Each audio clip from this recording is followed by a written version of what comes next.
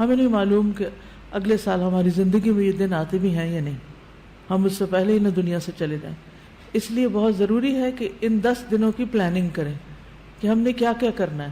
صرف وہ کام کافی نہیں جو ہم ہر روز نیکی کے کام کرتے رہتے ہیں، مثلا جو روٹین میں نوافل پڑھ رہے ہیں یا صدقہ خیرات کر رہے ہیں یا اور نہیں، مزید بھی کرنا ہے. صحابہ ان دنوں میں انتھک محنت کیا کرتے تھے.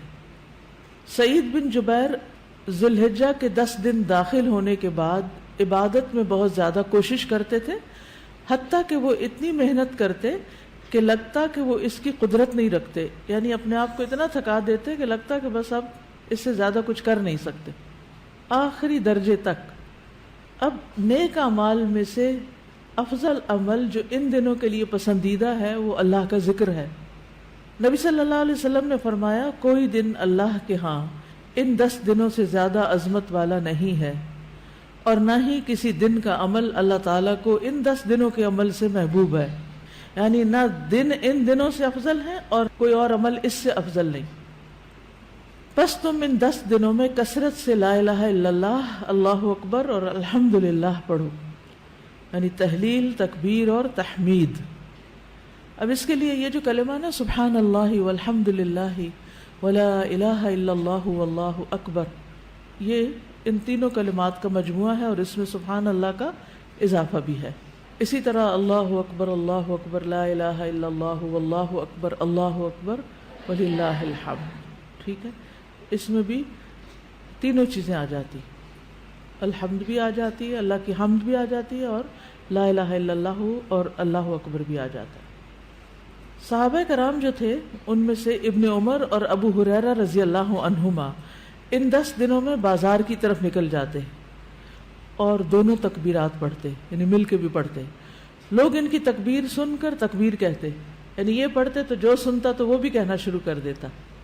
تو لوگ ان کی تکبیر سنتے کا کیا مطلب ہے کہ یہ تکبیرات اونچی آواز سے پڑھ رہے ہوتے تھے.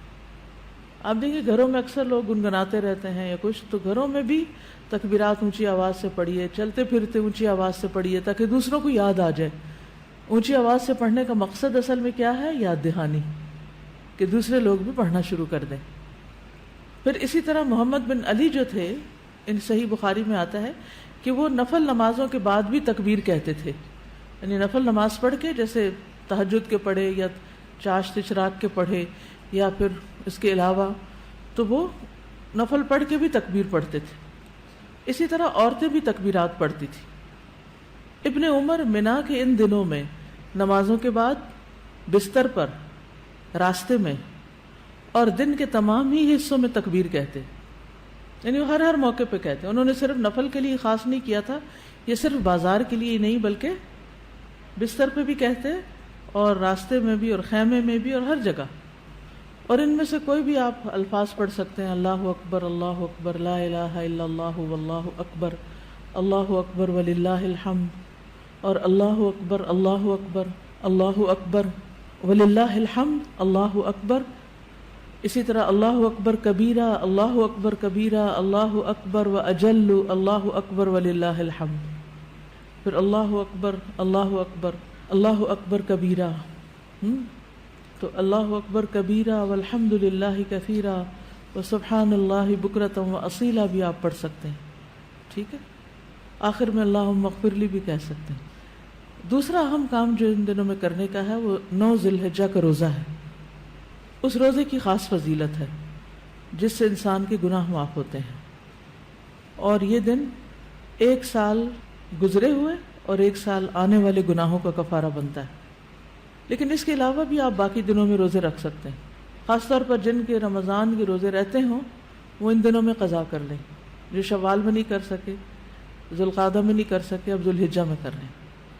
اجر کا اجر ہے اور اپنے فرض کی ادائیگی بھی ہو جائے گی. شوال کے روزے تو الگ الگ رکھنے پڑتے ہیں، لیکن یہ آپ ملا کے بھی رکھ سکتے ہیں، کیونکہ ان پہلے 8 دنوں کے روزے کو مخصوص نہیں ہے، یہ ہم نفلی روزے ثواب کی خاطر رکھتے ہیں. لیکن اگر قضا رکھ لیں تو بہت اچھا ہے. اور ان دنوں کا سب سے افضل عمل قربانی ہے. اقوال میں تسبیحات ہیں، افعال میں قربانی. تو مجھے امید ہے کہ آپ سب نے قربانیوں کا بندوبست کر لیا ہوگا. اگر ہر شخص الگ الگ نہیں کر سکتا، تو مل کے بھی اکٹھے ہو کے بھی قربانی کر سکتے، کیونکہ جان کا صدقہ تو کبھی بھی کیا جا سکتا ہے. تو عام دنوں میں کرنے کے بجائے ان دنوں میں انسان کر لے، ان دنوں میں پیسے جمع کرا لے. خاص طور پر غریبوں تک جو پہنچایا جاتا ہے گوشت، اس میں انسان اپنا حصہ ڈال لے. ایک طرف کیا کرنا ہے تسبیحات کی کثرت، اور دوسری طرف کیا چھوڑنا ہے غیبت، چگلی، تانا، فضول میں لغو باتیں، ہنسی مذاق. اپنے شر سے دوسروں کو محفوظ رکھنا، اپنی زبان سے دوسروں کو اذیت نہیں دینا، بدگمانی، تجسس، ٹوہ نہیں لگانا، آر نہیں دلانا، نفرت و بغض نہیں کرنا، ظلم نہ کرنا ہے نہ ہونے دینا ہے، کسی کو بے عزت نہیں کرنا، آر دلانا اور تانا دینے والی عادتوں کو چھوڑنا ہے. ٹانٹنگ، وہ جو عادتیں ہوتی ہیں نا، ان کو بھی چھوڑنا ہے. غصہ نافذ کرنے کی طاقت رکھنے کے باوجود اس کو چھوڑ دینا ہے. گالی گلوچ، بد زبانی، ان چیزوں سے بھی بچنا ہے. مسلمان کو ہر طرح کی اذیت دینے سے رکنا ہے. رشتہ داروں کی قطع تعلق ہی نہیں کرنی، ان کو منانا ہے. ظالم رشتہ داروں پر بھی مہربانی کرنی ہے. اپنے شر سے پڑوسیوں کو بچانا ہے. اپنے ایمان کی تجدید کرنی ہے. صبر اور عفو درگزر کرنا ہے. اچھا اخلاق اختیار کرنا ہے. اول وقت پہ نماز پڑھنا ہے. قیام لمبا کرنا ہے. ہو سکے تو تہجد پڑھنا ہے. روزہ رکھنا ہے. حج کے لیے تو چلے گئے ہیں لوگ، ہو سکے تو حج کرنا ہے. مالی صدقات میں اپنے اہل و عیال کی ضروریات پوری کرنا. ناراض رشتہ دار کو تحفہ دینا. اپنے بہن بھائیوں کی یا اپنے دوستوں کی ضروریات پوری کرنا.